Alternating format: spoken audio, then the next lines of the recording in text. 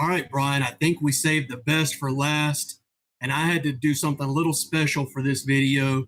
Being the one true fan on this channel, I had to go out and purchase a Cam Scattaboo jersey, not just for this video. I'm going to wear it for all four videos this week. I'm going to be wearing it on our next podcast. I might wear it every single Sunday.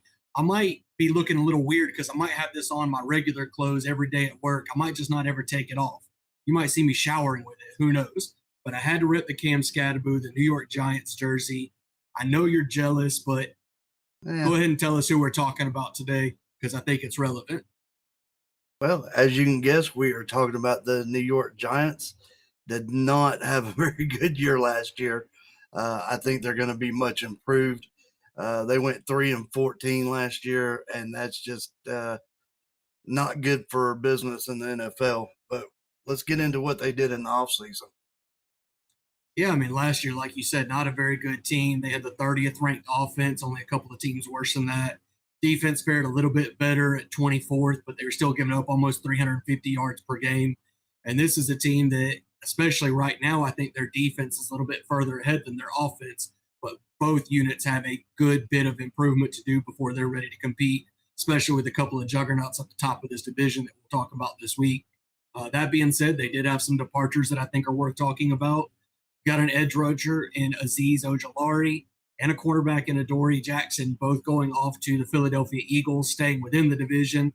We've seen that as a trend throughout these videos, leaving one team in the division, going to a familiar foe. Almost seems kind of dirty to me, but it happens more than you would think. Linebacker Isaiah Simmons, to me, might be one of the biggest losses felt by this team. He is now a Green Bay Packer.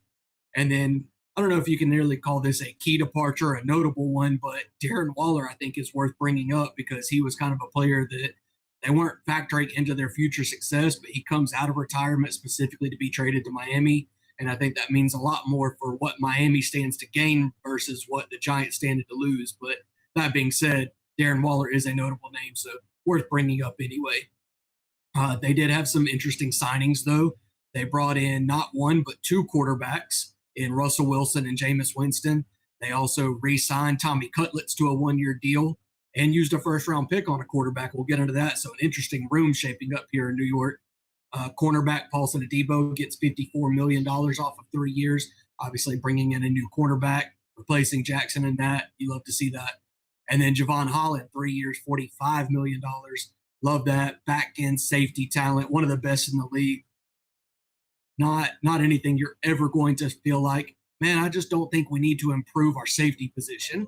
With the passing the way that it is in 2025 in the NFL, you've got to have those elite back-end defenders, and Holland is one of those. So I think a good call, way to spend money from the Giants, should improve their pass defense significantly, having him on the back end. And then a notable re-signing, Darius Slayton. You know, there's going to be another wide receiver that gets all the headlines in New York, and we'll talk about him later on, I'm sure. But 3 years, $36 million for Darius Slayton. He's somebody that I see being a starting outside receiver. He can play slot a little bit, although I do think Wan'Dale Robinson fits that mold a little bit better. But Slayton coming in, getting $12 million a year, good for him. He's obviously familiar with the Daboll scheme and what this offense is trying to do. So he's somebody that, like the other receivers on this team, I think can benefit from improved quarterback play based off of what they had. But before we go into the draft, just kind of how do you think they did as far as their signings and what they did? Yeah, I don't mind them bringing in Russell Wilson. I still think he's a good quarterback. I still think he's got, something to give to any team that he's on. He kind of proved that in Pittsburgh last year. I'm really, really surprised Pittsburgh didn't stick with him for another year, but, they didn't, and now he's a Giant, so we'll see what he can do in New York. But the Jameis Winston kind of puzzled me a little bit. I'm not sure with you bringing in Wilson, why do you go after Winston as well? It's kind of, I don't know. I've never been a huge fan of Jameis Winston. Not to say he's a bad quarterback or anything, but I just don't understand bringing both of them in. I get why you go after a number one quarterback. I know you need a number two quarterback, but then I believe they drafted another quarterback as well. So it's like what are you trying to build there in that quarterback room? It's just kind of puzzling. If I was a Giants fan, that I'd be scratching my head a little bit, I guess. Yeah, we talked about it over the course of the summer when we were on our podcast. And when Jameis Winston first signed with the Giants, we're like, okay, this is their bridge quarterback. They're going to get one of the top quarterbacks in the draft, and he's going to be what helps them get through. And it turned out that they weren't done adding quarterbacks because they signed Russell Wilson after that. If you remember, kind of the big two dominoes to fall in that free agent market was Russell Wilson and Aaron Rodgers. And so we thought that maybe the Giants were taking themselves out of that market by signing Jameis Winston instead. And that ended up not being the case because they brought in Russell Wilson anyway. So kind of an interesting move that they've had this offseason, but maybe it's going to play out for the best. If Russell Wilson, if something were to happen to him and he gets injured and they still don't want to throw their rookie out there, Jameis Winston is somebody that can pilot this offense in a very exciting way. And I think all of the Malik Neighbors fantasy owners would rejoice about seeing Jameis Winston because where is he? Of course, he's going to turn the ball over. That's always kind of been his MO. He's going to throw a lot of picks. Everybody remembers the 30 for 30 season. And if he was a full-time starter in the league, he might go 40 for 40 or 50 for 50. He's got that kind of arm where he's going to sling it no matter what. He's not afraid of it. And all the weapons in that offense would be elevated because of that gunslinger mentality. But you didn't have to wait too long in the draft, Thursday night to see what the plan was at quarterback. But it wasn't their first pick. We saw them draft at number 3, but they did not take Shedeur Sanders. They did not take another quarterback. They actually took Abdul Carter, who a lot of people said if Travis Hunter was not somebody that was existing in this draft class, Abdul Carter would be the unquestioned number 1 most talented player, the top prospect on every team's board. And the fact that they got him at number 3, purely out of positional needs for the 2 teams ahead of them, it's a steal for them. I mean, what they're building on that defensive line is very impressive. Abdul Carter has looked all a menace all through training camp. First preseason game, he's getting pressure and making it look easy as a result. It's just one of those things that if you're a Giants fan, you love seeing Abdul Carter and you're thinking, well, we do need a quarterback, but maybe that's the plan for next year. Maybe Russell Wilson gets us to 2026 and we take another quarterback then. Nope, surprise, surprise. Houston Texans trade back out of the first round. It's the Giants coming up, pick 25. I think they were getting right above the Rams, if I'm remembering correctly. And they take Jackson Dart, quarterback out of Ole Miss. Kind of a funny story. Brian and I were playing the college football 26 game against each other, and Brian decided that he was going to pick Ole Miss. The game did not go well for him. He was not having a good time with the first or second string quarterback. And he's like, man, this team sucks. Did they lose their quarterback or something? And I had to remind him that they did, in fact, lose their starting quarterback. He was a first-round pick to these New York Football Giants. So, funny that Brian had kind of forgotten about Jackson Dart, but the Giants did not forget about Jackson Dart, obviously. I did not. And while he is starting the year as QB3, I do think that he is the future. I would not be surprised or disheartened in any way by seeing him at QB3. I think the plan is similar to what we've seen Green Bay Packers do with their quarterbacks is let them marinate on the bench. Let them carry a clipboard. Let them learn. Don't thrust them out there right at the beginning and feed them to the wolves. A 3-14 team is not ready to just put a new quarterback out there and all of a sudden dominate. And so you would only be doing the young man an injustice to start him now. Moving on in the draft, obviously no second round pick. They use that to trade up to get Jackson Dart with their second first rounder. Pick 65 in the third round, Darius Alexander, defensive tackle for Toledo. I mentioned this defensive line. They are investing in it. They know that that's something they're going to have to do when you look around this division, what we're going to be talking about this week with Dak Prescott, Jalen Hurts, Jaden Daniels. You're going to have to get pressure on these mobile quarterbacks, flush them out of the quarterback pocket, and try to get some messy throwing lanes on them. And it seems like the New York Giants understand that that's going to be the future of this division for a long time, is getting after these quarterbacks. But round 4 is when it happened. And Brian, you're probably looking at the notes now, and you see that this is the only time I have ever used the bold on anything. Pick 105 in the 4th round. This was a team that we thought was going to add a running back, maybe even in the 2nd round. Didn't really view them as an Ashton Genty landing spot, but maybe a Travion Henderson or a Quinson Judkins kind of addition. They do not address the running back position until the 4th round. But damn it if they didn't get a good one. Cam Scatterbo, welcome to New York, coming out of Arizona State, a one-man wrecking crew. I want to pause kind of the draft talk for just a second. I do have one other pick that I they made that I like that I want to touch on. But just, I feel like he does deserve this moment. What did you think about this pick, this addition for the Giants, and what it means for them moving forward? Oh, I love it. I think they've got a great running back, works hard, runs hard, plays hard, loves the game of football. It shows, you know, I really never, and probably most of America never heard of Cam Scatterbo until, Arizona State went into the playoffs. And you're like, man, this kid is just lights out.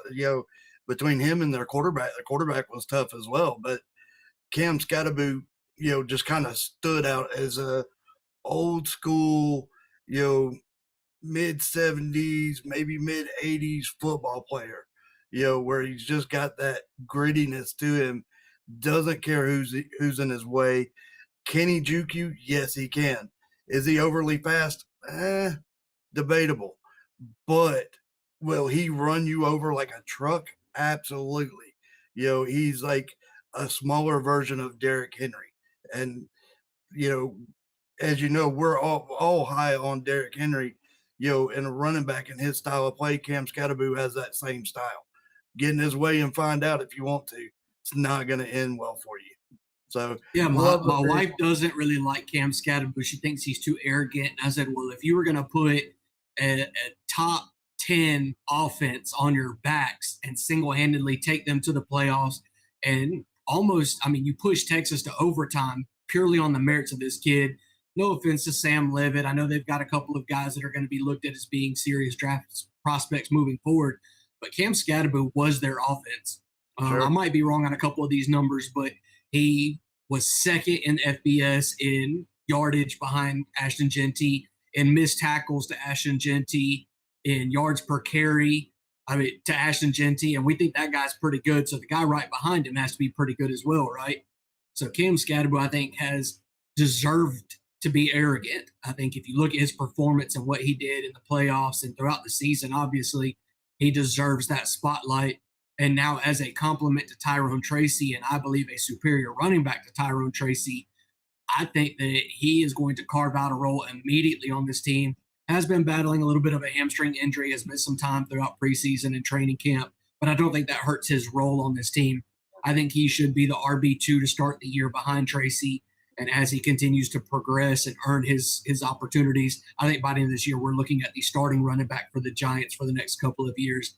And I think between that hard-nosed rushing style, like what you're talking about, his grittiness, his toughness, I mean, just his confidence, the way that he plays, it's almost it's contagious to the rest of the team. It makes everybody else want to play just as hard as he does. And I think that's part of the culture change that you're going to see in the Giants. He's very, Absolutely. very big for that day bowl mentality, that what he wants for this team. So he's somebody that I think could take over as the starter and really as a leader on this team moving forward. Sky's the limit for him. I think he's going to be great. And obviously, we're big fans of him on this channel, if you didn't know. So if you didn't know, now you know, because we're talking There you about go. him a lot more than any other player, and deservedly so. But they do have another pick that I wanted to bring up, and that was all the way in the seventh round, pick 219, Thomas Fidone, a tight end out of Nebraska. When you think about Theo Johnson and the draft capital that he got coming out of Penn State, you just assume that he is the unquestioned top tight end on this team, and maybe he is. I wouldn't argue that. But I think that with this offense hopefully taking steps forward over the next couple of seasons, he's somebody that can earn a spot in two tight end sets. He's already proven himself through camp. He's had a couple of good catches in the preseason. He's somebody that I think is going to be in the plans for the Giants. This is not just a typical seventh rounder that you can write off. I think at a position that a lot of times fails to stand out or takes a long time to break out, he's somebody that I think is going to make the most of his opportunities early on, and somebody that could be a mainstay on this roster for a couple of years. And maybe if Theo Johnson has a breakout year and decides he wants more money elsewhere, they've already got a replacement. So somebody worth stashing on, your dynasty team, some deep leagues, and you've got those longer benches and taxi squads and stuff like that. He's a name that I think is worth bringing up. But that being said, we'll move on from the draft. Biggest strength for this team, it's that pass rush. I've already talked about it. Abdul Carter, that third overall spot. He joins Kayvon Thibodeau. He joins Brian Burns, who was a big acquisition for them from Carolina last year, I believe. This is a dominant looking pass rush. They have been giving offensive lines fits in joint practices, in their own practices. Obviously, you've got preseason games. They're not even playing all of their starters yet. When you look at Dexter Lawrence and what he does for this defensive line, obviously they just added a third rounder at defensive tackle as well. They are going to be deep. They're going to be fast. They're going to be scary. They're putting every quarterback, not just in the division, but in the NFL, on notice. You have to account for where these guys are lined up. And I did have a conversation earlier this offseason, shortly after the draft, I believe, where I was talking about the possibility of the Giants bringing back the NASCAR package. If you remember that, back with Justin Tuck and Umanure and all those guys, they were putting 4 defensive ends on the field instead of 2 defensive tackles on long down and distances. And they said, you're not going to be able to double team everybody. You're not going to be able to block this up. And I believe that was part of their Super Bowl running year in 2008, if I'm not mistaken. So it's one of those things that they now are collecting talented pass rushers, not to use as trade chips, but to use as weapons. And so I love what they're building there. But with the good, you've got to also take the bad, and this team still has a lot of bad. I'm worried about this offense. Do I think Russell Wilson is an improvement over the quarterbacks that they had last year? Absolutely. I think he's going to bring a lot of consistency to this offense. Problem is I don't think they're going to be consistently impressive. I think Russell Wilson is going to steady the team. He's not going to be like what Matt Ryan did for the Falcons, where he comes in, he improves the offense and takes them to new heights. He is going to steady the offense, yes. You're going to know what to get on a week-to-week basis. I don't think they're going to be as inconsistent as they were last year and the year before, but they're not going to be a top 10 offense automatically just because they got improved play. In that regard, I would almost think that Jameis Winston would be a better starter for them if you're looking for a high offensive ranking. So I'm worried, even with Cam Scatterboo on roster, I am worried that this offense is just not going to be ready to take a huge leap forward until maybe next year as they continue to make investments throughout the offense. And when Jackson Dart takes over, I think you really see what the ceiling of this offense could be. Unfortunately, I do think it is a low ceiling offense. But what do you think as far as the Giants and what they could be this year in 2025? Yeah, I'm kind of right there with you. I believe, it's going to be uh, tough in the East, to say the least. You've got 2 really, really good teams with the Eagles and the Commanders. Um, Dallas is no slouch either. I know they had a little bit of an off season last year, but I still think overall they're going to be a really good team. So it's going to be tough sledding, just in my opinion. I think some of that grittiness that we talked about could be a strength as well. Because, like you say, it does flow over, and it flows over to your offensive players, but that flows over to your defensive players. And like you said, they've got a really talented defense. So if that grittiness and that aggression flows over, it could improve their record more than we think. Um, I would not be overly surprised to see them with 7 or 8 wins this year. And again, I wouldn't be super surprised if they only ended up with 4. So in NFL in total, I think they're a middle of the road kind of team, middle to bottom. But I think they're very much improved over last year, and I think their record will show at the end of 2025. I think that's the hard thing for New York. I do think they are a better team in 2025 than 2024. I'm not sure how much that improvement is going to translate in the win department this year. I think that they are building the right way. I like the choices that they're making as an organization for the most part. I'd say maybe 9 out of 10 choices this offseason have been a good one. And the only blemish on that would be the puzzling moves they made at quarterback and bringing in 2 veterans, re-signing a guy, and also drafting one. It just seems like it's a little bit overkill, almost like they didn't know what they were doing. They had a contingency plan, but then they also went with their primary plan. It's very strange to see. That being said, I've got them going 5-12 after going 3-14. I could see them being, 4-13 just as easily, but I want to give them credit for having a steadier offense, having an improved defense. I think if their run game can be improved upon, like I think it will be, not having to rely on Tracy as much for a role that maybe he's not built for, but letting Cam Scatterboo take over some of those early rushing down roles, surprising people by putting both running backs on the field because both of them are very talented receivers as well.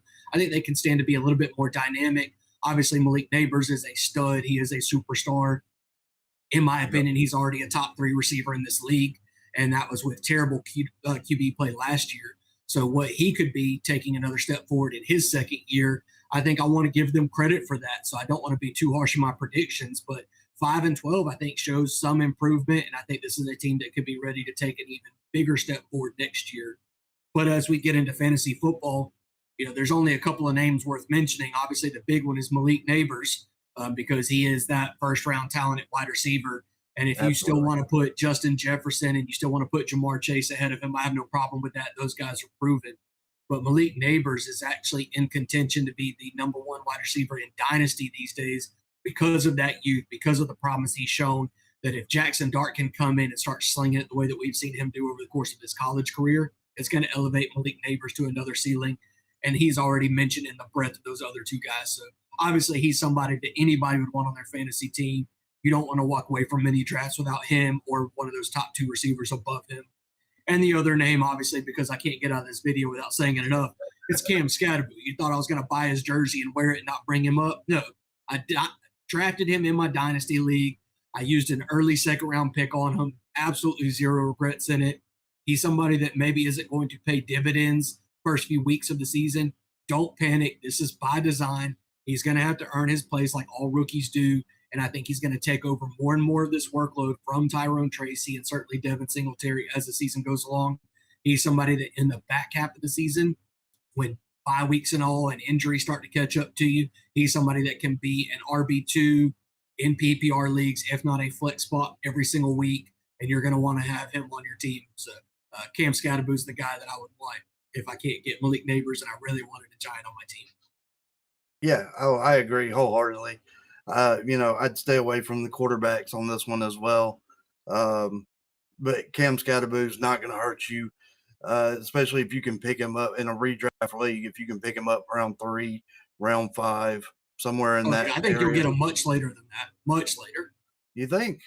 Oh yeah. I mean, the mocks that I've done, that's usually his picked round is usually right around round 4, and that's not me picking him up. That's just the simulation is him going at round 4. They must be drafting off of my rankings because I'm taking him in the first round in the White Widow Sports League, and there's nothing y'all can do about it. So we'll see, and if y'all want to join that league, by all means, reach out to us. We've got some spots available. We'd love to have you out there. Love to see you subscribe. Love to see that number jump up. We are trying to race to 250 right now. I know it's a healthy goal, lofty goal, ever how you want to say it, but I think we can make it. I'd like to see it, by the end of football season for sure, but definitely in the next couple of months. It'd be great. So if you look down below and you're not subscribed, by all means, hit that little button and join the White Widow family for us. But I think that's going to do it for the Giants video, unless you've got something else. We will let Cam Scatterboo rest on the bench for a minute, and we'll pick him back up when we start our fantasy series. But for now, we're going to get out of here, and we will see you in the next video.